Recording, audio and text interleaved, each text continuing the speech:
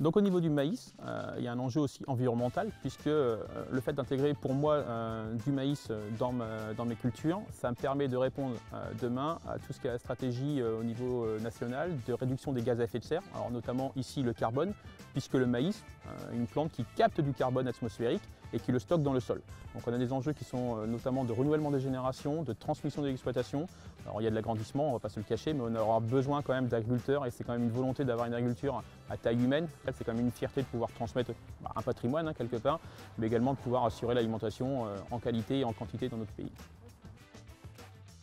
Donc Hervé, je suis agriculteur dans le département de l'Oise, à quelques kilomètres de Beauvais, donc sur une exploitation en polyculture, donc blé, betterave, colza, orge, brasserie, pois protéagineux, févrole, tournesol et maïs grain, qui représente à peu près 25 hectares de l'assolement. Je suis installé donc depuis 5 ans sur l'exploitation familiale, donc ici il y a à peu près 350 hectares, donc j'ai à peu près une trentaine de parcelles et ces 30 parcelles sont organisées de telle manière à ce qu'il y ait une rotation complète de toutes mes cultures, à peu près 8 cultures donc sur l'exploitation.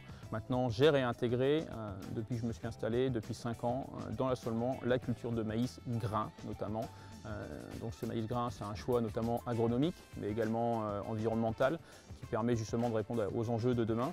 Mais moi là notamment, le maïs grain est destiné donc, à Nestlé, qui avec son usine Purina, qui est implantée donc à Marconnel, à 150 km d'ici, destiné à l'alimentation chien et chat pour faire des croquettes.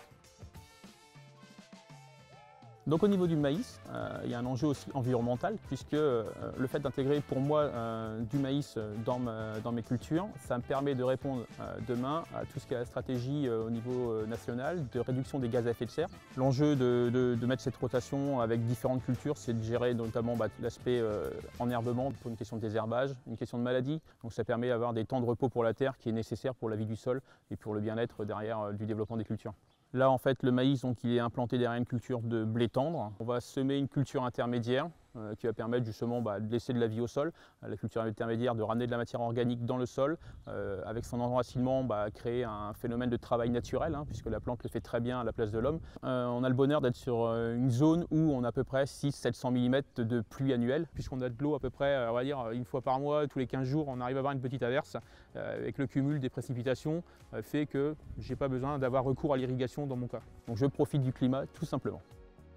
Dans mon installation à l'époque, j'ai eu une volonté aussi de réintégrer des ruches sur l'exploitation. Donc aujourd'hui j'ai 35 ruches qui sont un petit peu sur toute l'exploitation. Bien se rendre compte que sans abeilles, il n'y a pas de pollinisation, il n'y a pas de fructification. On voit qu'on a un différentiel de rendement là où on a mis des abeilles parce que la pollinisation était meilleure. Ça répond à plusieurs critères, ça répond à mon côté environnemental, mon côté aussi production et puis trouver des méthodes qui sont naturelles parce que les abeilles travaillent pour moi. Et derrière, je valorise ce miel-là en le vendant à la ferme, donc ça permet aussi de communiquer auprès des gens quand ils viennent, le métier, comment on produit, comment on fait les choses. Après avoir fait mes études, donc un BTS, analyse et comptabilité de gestion de l'exploitation, le choix était bien aussi de ne pas s'isoler sur l'exploitation pure et dure. Parce qu'on se rend compte, aujourd'hui dans les fermes, on est tout seul. Moi je suis chef d'entreprise, donc je fais de la comptabilité, je fais de la gestion humaine, la gestion technique, on fait un petit peu tous les métiers du monde. Donc ça a été un choix aussi de revenir, d'être agriculteur, mais également de m'investir pour l'agriculture. Donc on a des enjeux qui sont notamment de renouvellement des générations, de transmission de l'exploitation. Alors il y a de l'agrandissement, on ne va pas se le cacher, mais on aura besoin quand même d'agriculteurs et c'est quand même une volonté d'avoir une agriculture à taille humaine. C'est quand même une fierté de pouvoir transmettre un patrimoine quelque part, mais également de pouvoir assurer l'alimentation en qualité et en quantité dans notre pays.